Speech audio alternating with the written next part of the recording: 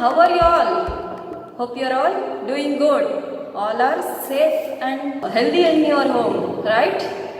In today's class, we shall discuss a new subject, that is science. Because you have studied environmental science in grade 2nd, but science is a separate subject for you in grade 3rd. In that, we shall discuss a topic, that is living and non-living things. Living and non-living things. Okay? Children, let me show you some examples. What is this? Duster, chalk piece, pen, mask, book. This one, blackboard. Myself, your teacher. Have you observed these things, children? You have observed these things. What is this? What is difference between me and all these things? The difference is I am a living thing, and these what I have shown, book, chalk piece, duster, mask, pen, all these are non-living things. Children, think of this. There are so many things we observe around us, such as sun, moon, stars, trains, buildings. Some things that occurs naturally, such as sun, moon, stars, plants, animals. These things occurs naturally. They are called as natural things, right? Some things that are man-made, such as road, buildings, trains, vehicles. These are man-made things. Children, living and non-living things have different characteristics. Let us discuss that in detail now. Children, the first characteristic of living thing is movement. What is this? Movement. Living things move. Living things move, right? See, I can move, right? I can also move because I am a living thing.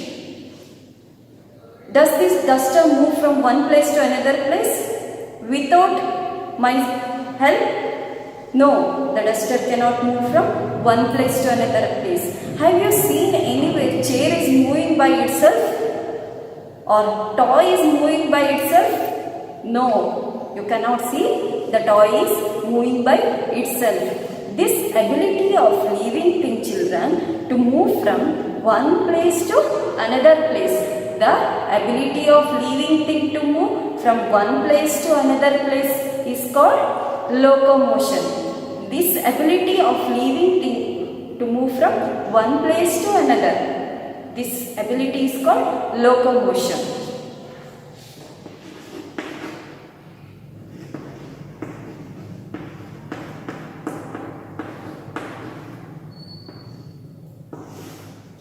Living things are capable of moving from one place to another place in search of food, also shelter, also to protect themselves from enemies. Some animals hide themselves to move from one place to another place. Some animals move from one place to another place in search of food, in search of shelter, right? Children, animals use different modes of movement to move from one place to another place. Animals, birds as well as human beings, they use different modes of movement to move from one place to another place. See these videos, children. You observe it carefully. Here the cheetah is using running mode to move from one place to another place, right? See these birds. Birds are using flying mode to move from one place to another place. See the fish.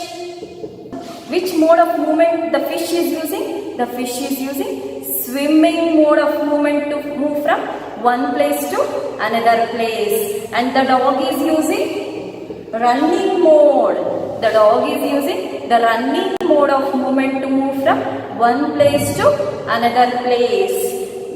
Animals, birds as well as human beings use different modes of movement. Children, plants are also living things.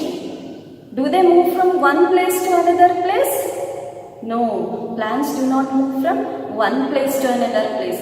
But the different parts of the plant show movement. Observe in this video, children. In this video, children, the touch me not plant is showing its movement by folding its leaves. Right? It folds its leaf. When we touch the plant, it folds its leaves. The touch me not plant is showing its movement. So, plants are also living thing. Right? Observe this sunflower, children. Image. Observe this image. The sunflower is showing also. The sunflower is also showing its movement. It turns towards sun. Its leaves turns towards sun. It also showing movement. So plants are also living thing, but the different parts of plants show the movement. Children, living things show the movement, right? To show they are alive. Living things show their movements to show they are alive, right? Have you seen anywhere chair is moving? No, the chair cannot move by itself. Have you seen anywhere your toy is moving by itself without battery, without your help? No, it cannot move from one place to another place without our help. Children, observe the next characteristic of living: growth. Living things grow. Children, living things exhibit growth as they grow. As they grow, their body shape, size also changes. But it takes little time, right? Take for example, children, the baby calf growing into cow and the baby growing into adult, human baby growing into adult, and the chick growing into hen. These are the examples for growth, that living things grow. Have you seen anywhere your toy is growing day by day? No, you cannot see this because non-living things cannot grow. See these examples, children. The baby growing into an adult. I have observed this example. The baby, human baby growing into adult. See, the seed growing into baby plant. Yes, have you observed these examples? Now you get to know the living things grow. You have understood the next characteristic, that growth, the characteristic of living thing. Children, the next characteristic of living thing is reproduction. Living things reproduce. Living things can reproduce, children, right? See, living things are capable of producing their babies of their own kind. Human also give birth to their young babies. Cats, dogs, cows, they also give birth to their babies, right? But birds lays eggs. It produces babies from producing eggs, right? This process of producing the babies of their own kind, this process is called reproduction.